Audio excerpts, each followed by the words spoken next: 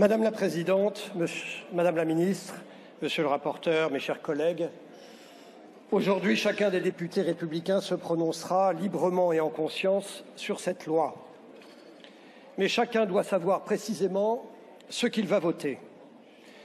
Je l'ai déjà dit ici, j'aurais sans doute voté pour un geste létal transgressif dans une situation exceptionnelle, singulière, ultime et en conscience. Mais cette loi, ce n'est pas ça. Cette loi concernera aussi des personnes avec plusieurs années à vivre, dont la souffrance viendra de la maladie, mais également du sentiment d'être un trop lourd fardeau. On nous dit c'est une loi de fin de vie, c'est faux. Avec les critères, y compris avec une maladie terminale ou avancée, on peut vivre des années. On nous dit ces critères sont stricts, c'est faux. Un délai de réflexion de 2 jours, non, ce n'est pas strict ni raisonnable. 2 jours. Qui, parmi vous, n'a jamais voulu mourir un jour et vivre 2 jours après? On nous dit collégialité.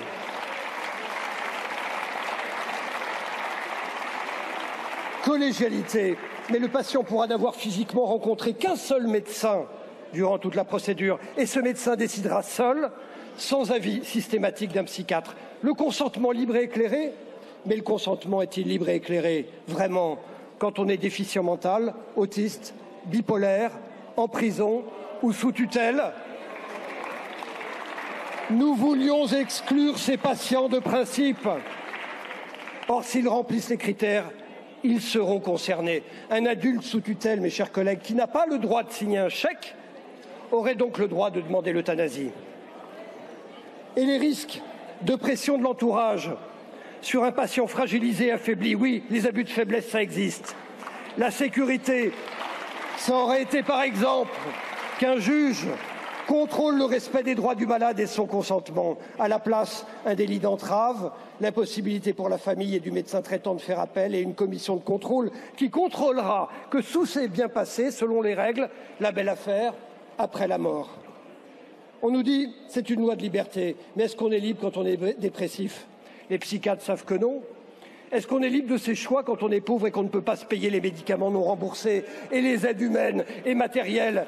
Est-ce qu'on est libre quand on est grabataire, qu'on baigne dans sa sueur, ses urines, ses selles, et que l'infirmière ne passe qu'une fois par jour? Oui, la fin de vie est plus pénible quand on est pauvre et seul que quand on est riche et entouré, et que l'infirmière peut vous changer 24/24. Et oui, ça peut donner des envies de mort. Vous dites, on ne forcera personne, c'est vrai, mais quand on est pauvre et seul, la liberté de choix est faussée. Et je crains que ce texte ne pousse des personnes vulnérables vers la porte de sortie. On nous dit, c'est une loi de fraternité, mais la fraternité, c'est pas ça, c'est se préoccuper des autres. En soins palliatifs, 3% des patients veulent mourir. Après une semaine, ils ne sont plus que 0,3%. Pourquoi? En 7 jours, on a répondu à leurs besoins. La demande de mort disparaît quand on prend soin et qu'on aide à vivre. La fraternité, c'est de soulager. Or, avec des hôpitaux et une santé mentale en crise et la moitié des malades sans soins palliatifs, nous craignons des recours à l'euthanasie par défaut de soins. Pour preuve, il sera plus rapide d'obtenir l'euthanasie 2 à 17 jours qu'une consultation contre la douleur 2 à 9 mois. Et toutes ces personnes handicapées, ces éligibles quand ils répondent aux critères, qui doivent puiser une force de tous les instants pour vivre, quel message on leur envoie si un jour ils flanchent et n'y arrivent plus? On va t'aider à vivre? Non, on va t'aider à mourir. Vous ne voyez pas toute la violence de la proposition? Notre société, mes chers collègues, elle est fascinée par la performance. Certaines vies vaudraient d'être vécues pendant que d'autres qualifiées d'indignes ne le vaudraient pas. Cette loi, elle est faite par des gens bien portants, mais qui sont terrorisés à l'idée de perdre leur autonomie. Mais qui s'appliquera aux handicapés, aux pauvres et aux isolés. Pourquoi sinon au Canada, les handicapés représentent-ils à eux seuls un tiers des demandeurs? On nous dit les Français veulent cette loi. Mais évidemment, qui veut souffrir avant de mourir? Mais ce qu'ils veulent, c'est pas mourir, c'est ne pas souffrir. Ce que nous aurions dû voter, c'est du temps pour soigner, soulager, accompagner.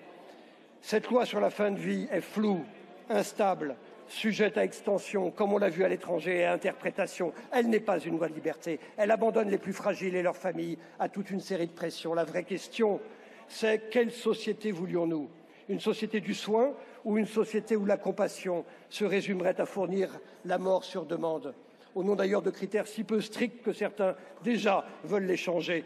Mes chers collègues, le débat qui est ouvert aujourd'hui devant vous, c'est d'abord un débat de conscience.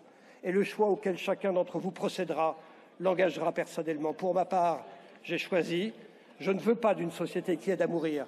Je veux une société qui aide à vivre et qui soigne. Je ne voterai pas cette loi sur l'aide à mourir. Je vous remercie, mon cher collègue.